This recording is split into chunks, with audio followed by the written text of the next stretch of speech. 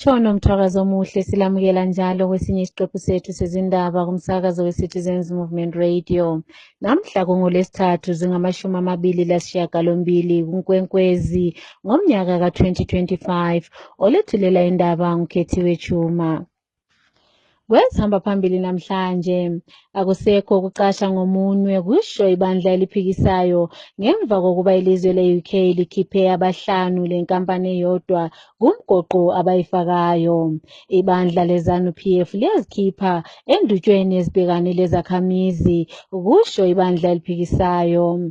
Umhlonishwa Mrombetsi ukhuthaza uhulumende ukuba eseke amantombazana asemaphandleni ngeziciko zangaphansi. Ake sikhangele indaba zethu ngokugcweleyo.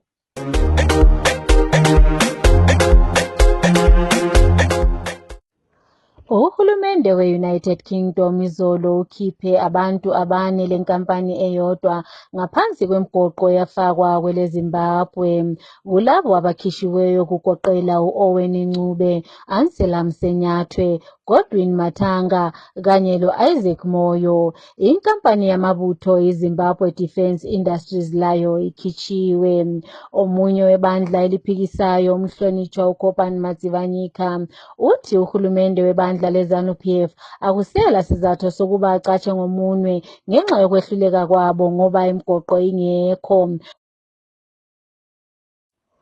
Ibandla leZANU-PF lizisusile phakathi kodubo lubhekana lezakhamizi imihla lamalanga okugoqela kuswelakala kwemithi ezibhedlela kanye lokudla. Lokhu kuye kwakhulunywa isiphathamandla sebandla eliphikisayo uStephen Sarkozy Chuma lo bephendula inkulumo kasomlomo webandla leZANU-PF uChristopher Mtswanga lapho abesethula inkulumo yakhe kubonozindaba izolo lapho athe uEmmerson Mnangagwa useguqule ilizwe ngezomnotho.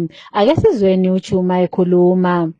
Yes, we were actually shocked to hear ZANU-PF spokesperson Christopher Mtswanga bragging that his leader, dictator Emmerson Mnangagwa, has done extremely well for the country and the country is moving towards the right direction in terms of the economy. But we all know that we are grappling with one of the worst unemployment rate in SADC region, if not the whole world.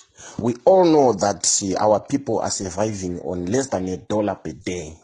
We also know that our roads have become death traps and our hospitals are empty, all thanks to the so-called Second Republic, led by the clueless Emmerson Mnangagwa and his bunch of Zuganandas. So for Mtswanga to say Mnangagwa has done well, this is just disingenuous, and it also shows that the ZANU-PF leadership is completely detached from daily realities that affect citizens.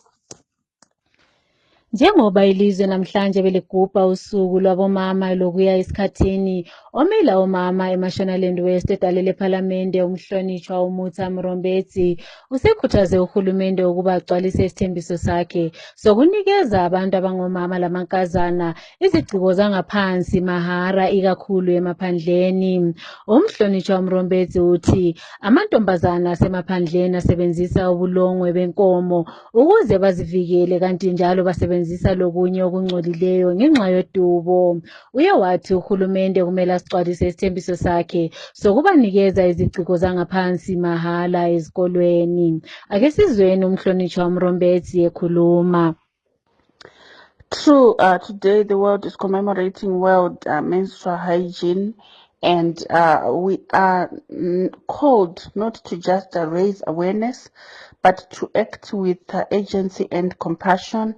And as a member of parliament representing women and girls in Mashonaland West, I stand with every girl in the villages of Mondoro, villages of Kariba, villages of Hurungwe, villages of Mtawatawa, villages of Chendambuya, and across rural Zimbabwe.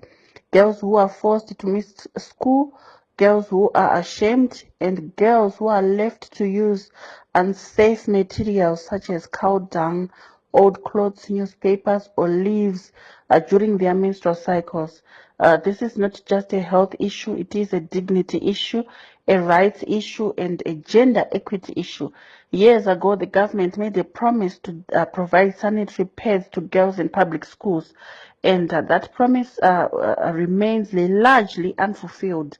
And meanwhile, our daughters continue to suffer in silence. And today, I call upon the Minister of Finance and the Minister of Education to allocate adequate funds for the production and distribution of free sanitary, safe, hygienic menstrual pads, especially in our rural and underprivileged areas. We cannot talk about empowering the girl child when we can't even protect her from period poverty. Menstrual health must be part of our national budget priorities and not an afterthought. And to the girls, to the women who are listening, you're not alone. We see you, we hear you, and we will continue to fight for your dignity. Owayemela iphephandaba Tshabalala idale lephalamende umhlonitshwa uGift Ostalos Siziba useveze ukukhathazeka ngenani labantu abasha abafayo ngenxa yokusebenzisa izidakamizwa. Uye waphosela emakhasini akhe okuxhumana. Umhlonitshwa uSiziba uthi uza kuhlanganisa izandla labantu besonto kanye lezakhamizi labakazibuthe esabelweni sakhe seChabalala lesizinda ukuze bahlomise abantu abasha ngobungozi bokusebenzisa izidakamizwa. Uye wasola kakhulu uhulumende webandla leZANU-PF othe usebulele ezomnotho, lokhu okwenza abantu abasha bangatholi amathuba omsebenzi. Omela iChirezi Central edale lephalamende umhlonitshwa uRopafatso Makumire usethe ibandla eliphikisayo lehlulekile ukunqabela umthetho lo owokusakaza ukuba ungadluli edale lephalamende. Umhlonitshwa uMakumire uthi ibandla leZANU-PF lilenani eliphezulu edale lephalamende kanti njalo lithola usekelo kumalunga edale lephalamende asebenza losengezo Chabangu okwenza kube nzima ukuba imithetho enzima inqatshelwe kanti njalo idlula lula. Uye wethula inkulumo yakhe ngemva kokuba owebandla eliphikisayo oluthungamelayo umongameli uNelson Chamisa eyowasola ukusebenza kwephalamende ukuze luvikele izithakazelelo zikaZulu wonke. Kusenjalo wayemela iMount Pleasant edale lephalamende uFatsai Mahere uthi asikho isizathu sokuphoqelela izakhamizi ukuba zithele imithelo kwinhlanganiso yomsakazo yeZBC ngoba akayifuyenzi lokho okufunwa ngabantu. uMahere uye waveza lumsakazo njengomsakazo obandlululayo ongasebenzi kuhle kanti njalo kawukhwabitheki. Lokhu kuvezwa ukuba waveza ilobolo elenziwa nguWicknell Chivayo lo osolwa ngenkohlakalo. Umongameli webandla leZANU-PF Emmerson Mnangagwa usungule uhlelo lwezokusakaza namhlanje alubize ngokuthi kuphakamisa ukusakaza njalo kuza kuletha ukwehlukeneyo kubuye kuthuthukise ilizwe. Lokhu kwenze eState House eHarare namhlanje. Kusenjalo ohlaziya ngezepolitiki uJefferson Chitando uthi uMnangagwa akakho esimeni sokuba aphawule ngezokusakaza ngemva kokuba esaziwa ngokuhlukumeza onozindaba. uChitando uthe ukuboshwa kwalaba abathatha izindaba abafana loBlessed Mhlanga kuveza khona ukuba uMnangagwa akakholelwa ukukhululeka kwezokusakaza. Ake sizweni uChitando ekhuluma. The ZANU-PF dictator Emmerson Mnangagwa is totally the wrong person to advocate or to say that he is going to launch a national media policy in which he is going to promote media excellency, diversity for national development. What we know is that it's like people who are assigning a hyena to shepherd sheep. It's obvious that when you find the sheep missing, it is the hyena which would have devoured them. The person who is destroying media plurality, media excellence, and national development from our media is Emerson Mnangagwa. He has prosecuted journalists like Blessed Mtanga. We all know that the policy for our radio was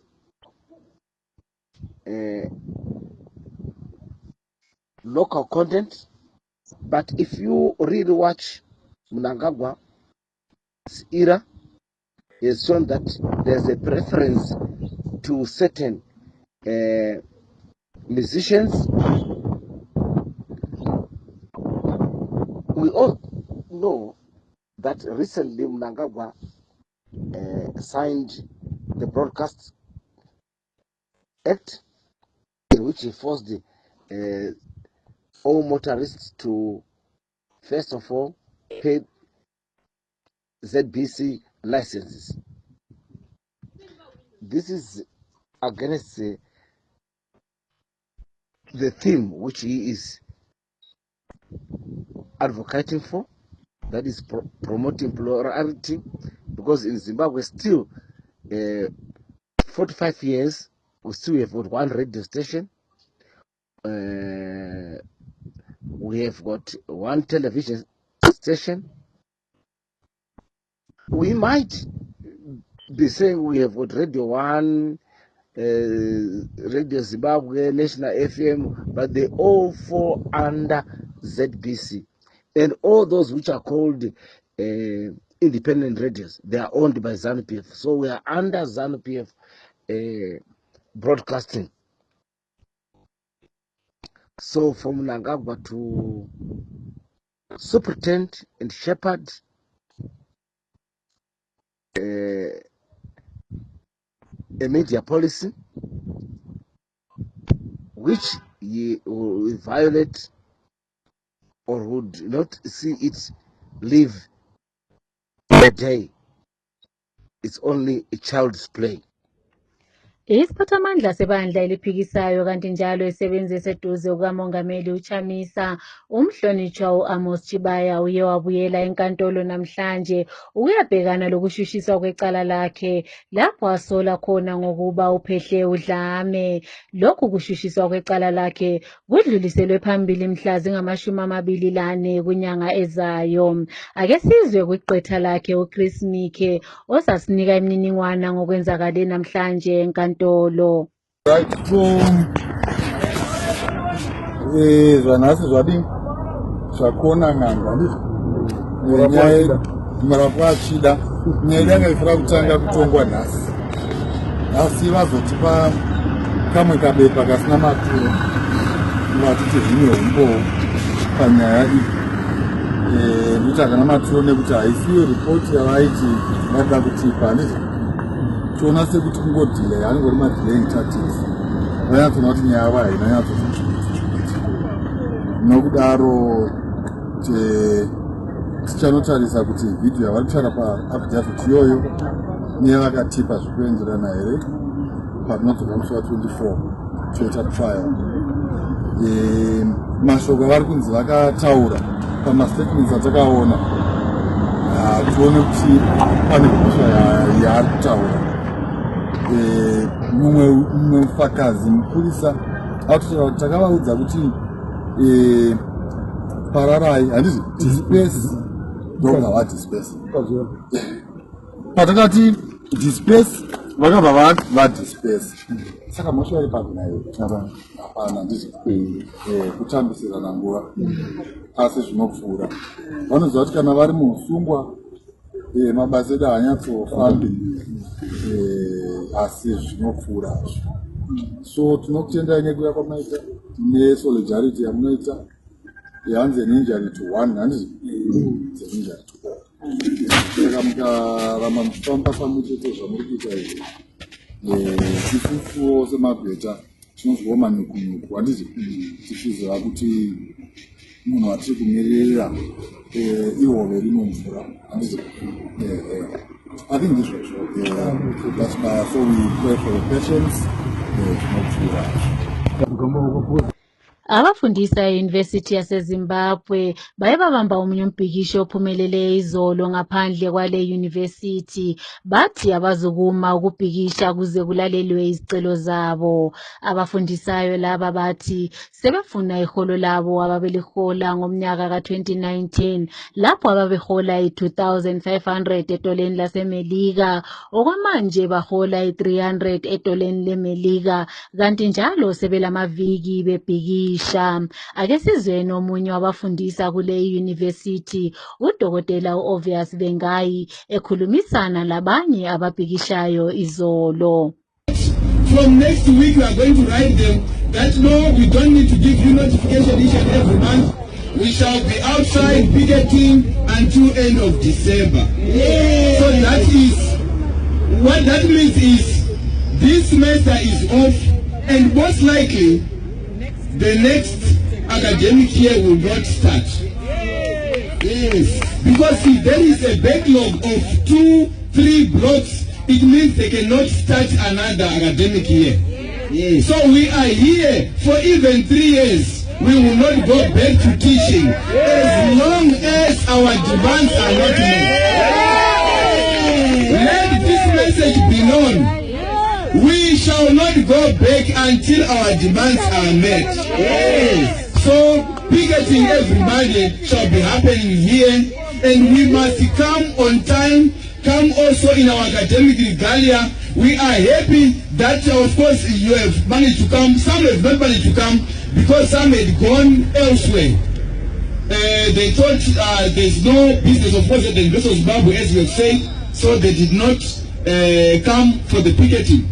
But next Monday, let us all come in our huge numbers. Yes. There is going to be that kangaroo tribunal anytime. We don't have a date yet, but we will communicate the date.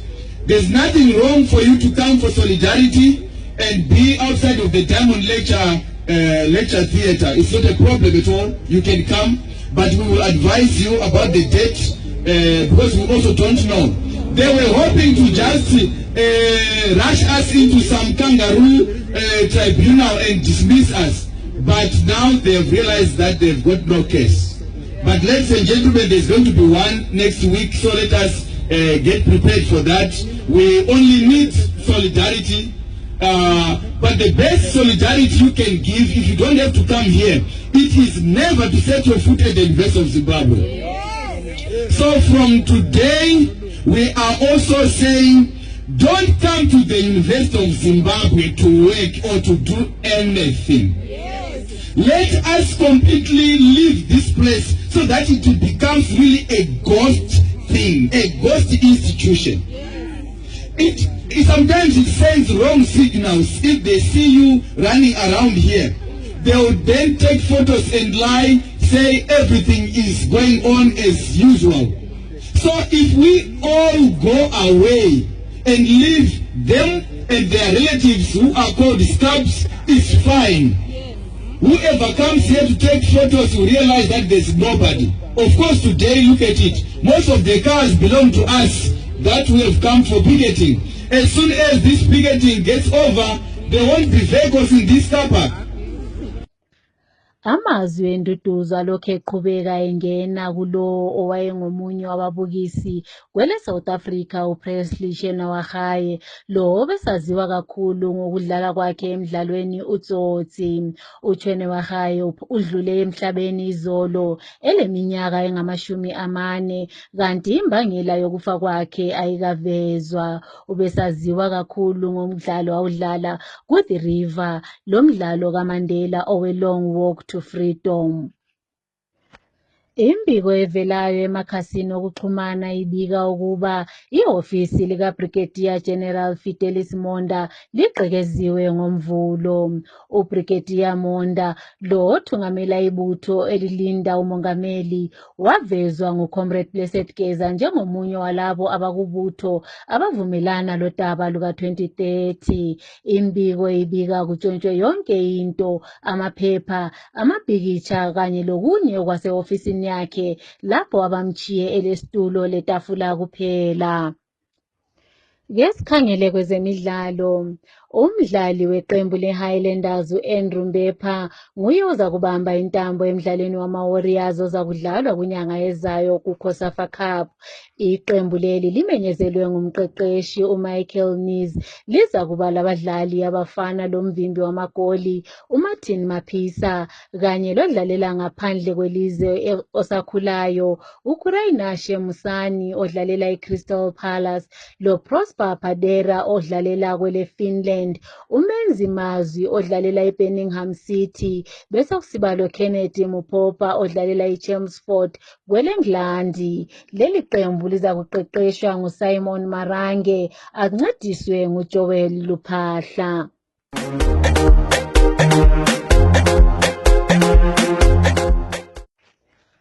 Ukuziphetha lezi indaba kumsakazo weCitizens Movement Radio nanze besigijima phambili. Akusekho ukucasha ngomunwe kutsho isiphathamandla sebandla eliphikisayo ngemva kokuba i-UK ikhiphe imgoqo ebantwini abane lenkampani eyodwa.